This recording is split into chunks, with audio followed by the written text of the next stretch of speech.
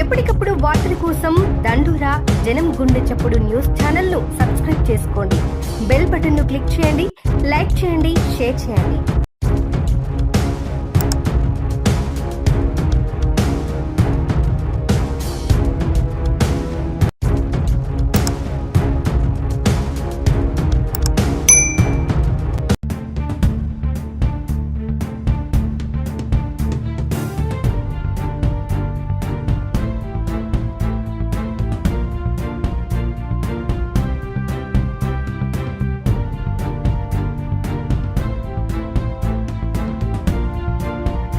Okay, ఈరోజు రామాయంపేట సర్కిల్లో Nizampet police station, Ramayampet police station visit చేయడం జరిగింది. ఇది జనరల్గా మేము రీసెంట్గా ఛార్జ్ తీసుకున్నాం కాబట్టి అన్ని పోలీస్ స్టేషన్ విజిట్ చేసి ఆ ఏరియాలో ఏమేమి సమస్యలు ఉన్నాయి, ఏ రకమైన కేసులు అవుతున్నాయి, ఆ కేసులు వాటి పరిశోధన ఎలా ఉంది, ఇన్వెస్టిగేషన్ ఎంత మటుకు వచ్చింది, దేంట్లో ఇంకా ఛార్జ్ షీట్ వేయలేదు, తర్వాత పోలీస్ స్టేషన్లో ఉన్న సిబ్బంది కూడా ఏం పని చేస్తున్నారు, వాళ్ళ డ్యూటీలు సక్రమంగా చేస్తున్నారు లేదా, రికార్డ్స్ కూడా తనిఖీ చేసి తొందరగా కేసులు పరిష్కరించే దాంట్లో భాగంగా మీటింగ్ పెట్టడం జరిగింది ఇప్పుడు దాకా అందరితోటి.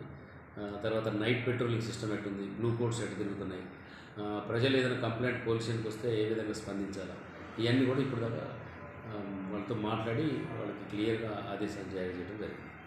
ఇంకోటి కూడా ఇప్పుడు మాకు సపరేట్ టీమ్స్ ఉన్నాయి.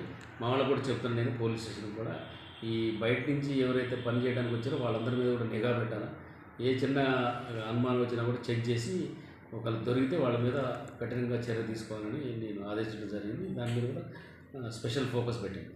ముఖ్యంగా ఈ స్టూడెంట్స్కి ఎలాంటి అవగాహన కనిపిస్తుంది సార్ ఈ డ్రగ్స్ విషయం?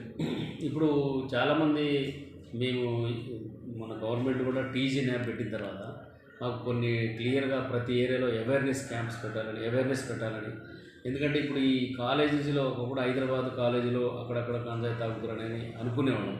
తర్వాత ఇప్పుడు చిన్నగా వేరే కాలేజీలు కూడా వ్యాపించుతుందని రూమర్స్ ఉన్నాయి. వాటికి కూడా మేము పోయి మా టీమ్స్ వాళ్ళకి అవగాహన కల్పిస్తున్నాం.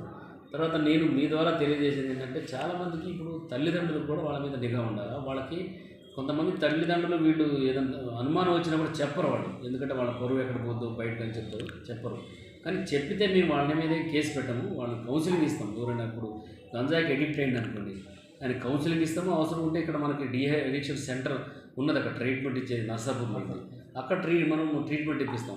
కానీ ఇవన్నీ వాళ్ళు లాస్ట్ స్టేజ్ దాకా కూడా మళ్ళీ వాళ్ళకి తెలిస్తే పొరుగు పోద్దని చెప్పరు ఎవరు కూడా. కానీ మీకు ఏది తెలిసినా కూడా పోలీసుకు చెప్పాలని మీ ద్వారా ఏదైనా ఇన్ఫర్మేషన్ ఉంటేనే మేము ముందుకు పోలేస్తాం. ఓన్లీ పోలీసు మామే అన్ని చేయాలంటే అన్ని పనులు కావు. ప్రజలు కానీ ప్రెస్ కానీ అందరూ దీన్ని నిర్మూలించే దాంట్లో అందరూ భాగస్వాములు కావాలని కోరుతుంది.